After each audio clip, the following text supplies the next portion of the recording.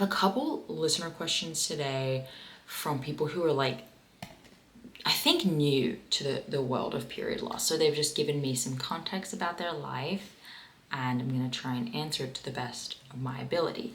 So the first question comes from Ella, and she says, "Hi, I recently found your podcast and have struggled with a period loss for about 2.5 years. I am 17 and I live a very active lifestyle. I recently ran my first marathon and I'm training multiple times a day to hopefully do another marathon or an Ironman 70.3. I don't know what that means, but I'm scared to gain weight. Sorry, there's like a hair. There we go.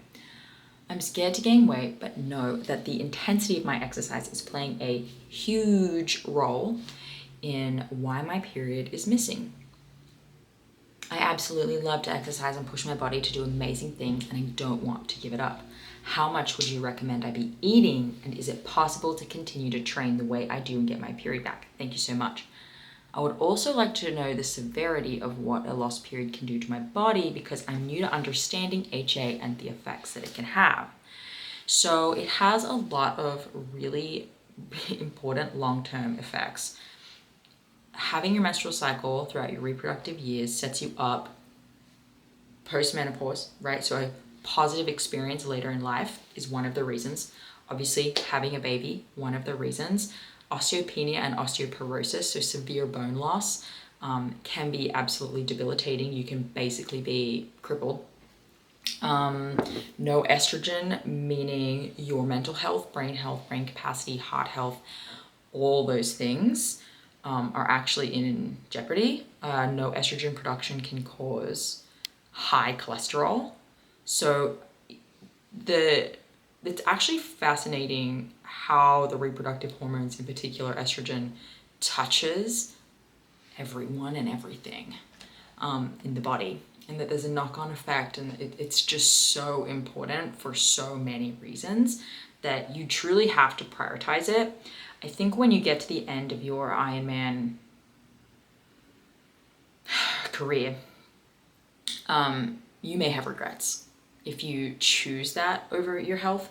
And I'm not saying you can't have both, but you have to make smart decisions, and you have to back down and really give it a shot. So the answer of like, how much do I need to eat to be able to continue training without making any deductions to your training?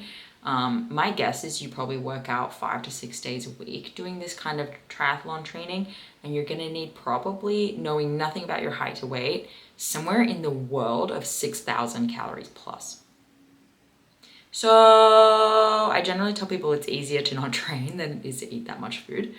And you say here, I'm scared to gain weight. So I have doubts that you will eat the food you need to eat in order to maintain the training, because there's weight control is a part of your bias. If you were just like, I 100% only care about my sport, you'll eat and do what it takes. But if you're actually afraid of weight gain, you may not. So you need to be really honest with yourself about that. Okay. Next question comes from Shaylin, and she says, "Hey, I'm 18. Cool. And I got my first period when I was 13. I had several normal cycles, probably for like 4 to 6 months before my family moved states, and then I lost it. Shortly after that, I began running. I didn't have my period for months. Then I got it once in 2019, I believe, and then I felt overweight for having the said period. And I began running even more, and then I lost it, and I never had a normal cycle since then. For about 2 to 3 years, I had a serious ED, and I was very underweight. I also I have so much fear that I've caused my ovaries to get premature ovarian insufficiency, and I will never have a normal period again. Do you think my ED ruined my chances? I'm 5'2" and 107 pounds, which is 30 pounds up from my lowest weight during my ED. I have been experiencing breast tenderness, discharge, and libido improvements, but I just want to know what your thoughts are. Have I ruined things for myself? I also work 2 jobs, recently stopped training, and I still weightlift once or twice a week. I walk a lot as well because I feel so much guilt being sedentary. Do you have any advice? Yeah, so I like this Shaylin. She's kind of knows, she's already answered her own questions. She knows why she lost her period. She knows how she got it back. However, it's a huge jump to say you've caused premature ovarian insufficiency. POI is kind of uncommon. We do work with people who have POI, but it's like 5 people in our entire career over the 4 years of having the practice. Maybe it's only 4 people. And because you're saying, Shaylin, that you are experiencing breast tenderness, discharge, and increased libido after being 30 pounds up, it sounds more like your body is consistently trying to ovulate and do its job. It doesn't sound like it's your ovaries have shut down, right? Cervical mucus is being produced because there's an ovary that's a certain, an follicle on your ovary that is a certain size. So that's good news. Breast tenderness, good news. Libido, good news, right? So you probably haven't ruined anything for yourself. You're also only 18. You just need to go into recovery, and you just need to stop letting it. Your issue is like, you'll do a certain amount of work to recover, then you'll get to a certain weight, you'll freak out, and you'll go in the other direction. And I like what you acknowledge here, which is like, once I had a period, I thought, well, I've gained too much weight. And that's really common. That's exactly what happens to maybe the majority of people, is like, okay, as soon as I'm seeing progress, I know that's good logically, but it means my body's changing and all the things that I'm afraid of are about to happen. So that's your ceiling. And if you can't get past that ceiling, that's going to ruin things for yourself. And that's how you know that while you may be clinically recovered from an ED, you still have it. It's just not controlling as much of your life, but it's still controlling a lot of it. So we have to keep our eyes out for that. Have another one here. We've got Zoe. Zoe says, hey Danny, I've had HA for most of my life. First period at 14. They were regular and then disappeared with just a few over the last 15 years. I'm now 29. I had an ED in my early 20s, recovered to a stable weight, but still classed as underweight.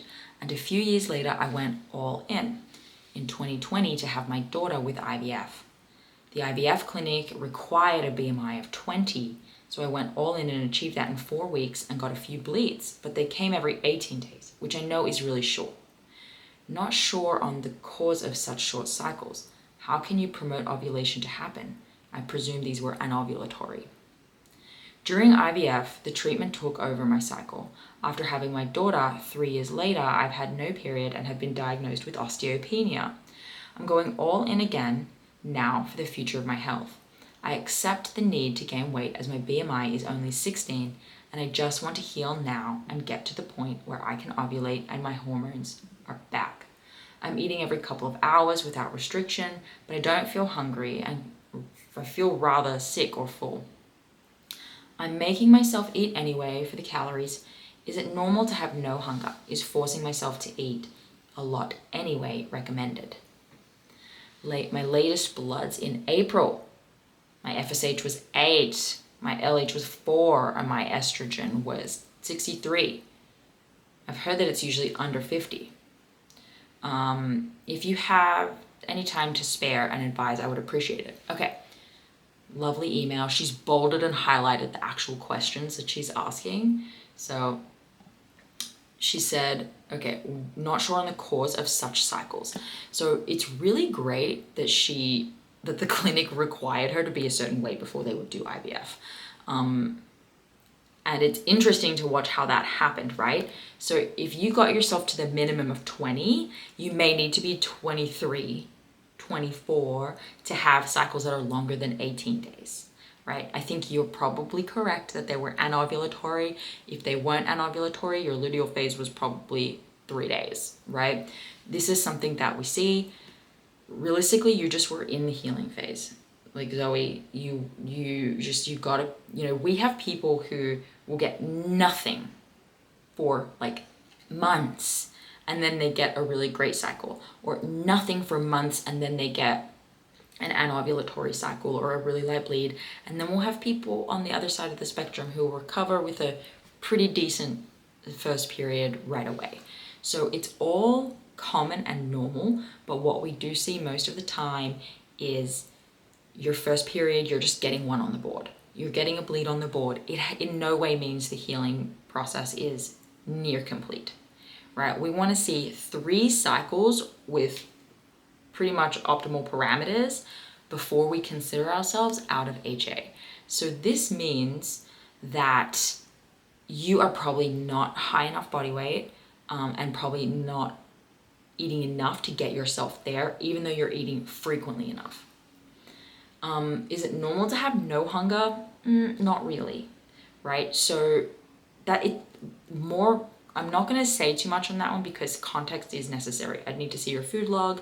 You're saying you eat frequently, but I need to see what you're eating so frequently to understand. You could be eating a really high volume food, keeping you full, when maybe you need to eat denser snacks. You could be eating crazy high fat snacks that are going to really affect your satiation. So it could be what you're eating, or you could just have been adapted and now you need to eat more before you actually start to get the appetite increases that you're looking for.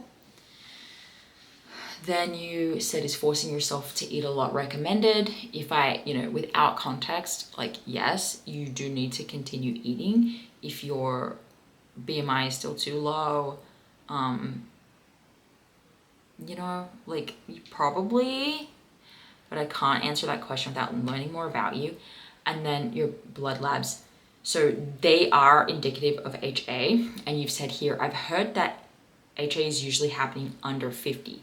Yes, but you are actually looking at a different unit of measurement. So you're obviously not from the States. You're using PMol/L instead of PG over NL. So in the US, that's what we use. So 50 is considered maybe low normal by certain standards, and that's what we use.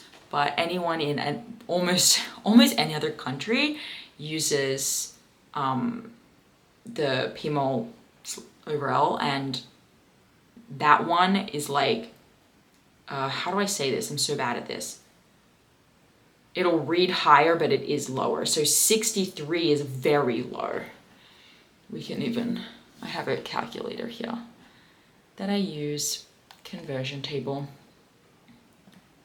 So 63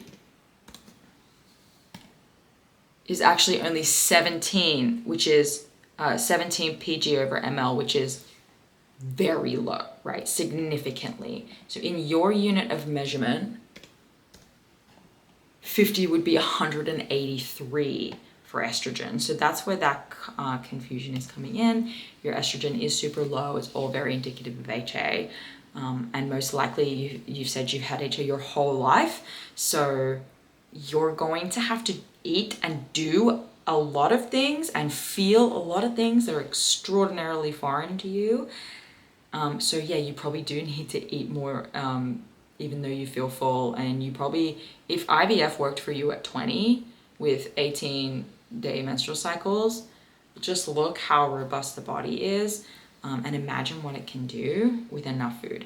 You may need someone to look at your food log and provide feedback from an outside perspective that's not your perspective, because reality is that your perspective is like skewed, right? That's so true for everyone. I mean, anyone here on the live stream, I think like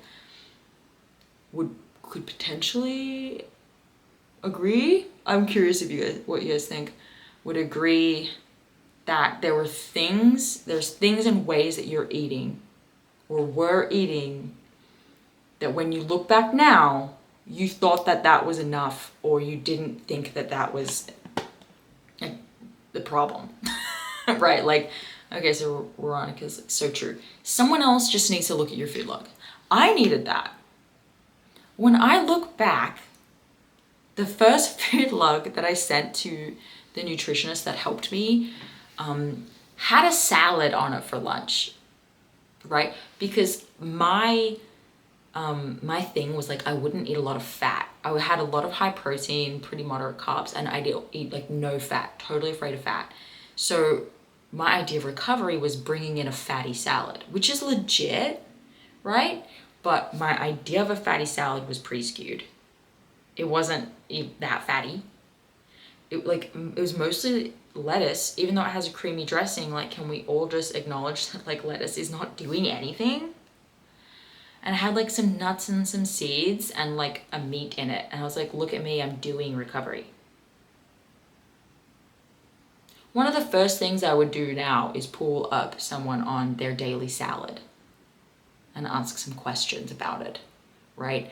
Because we think it's enough. Like, you wholeheartedly believe you're eating enough. And all it can take sometimes is someone to come and go, no, actually, like, your Quest bar is not a great snack for recovery.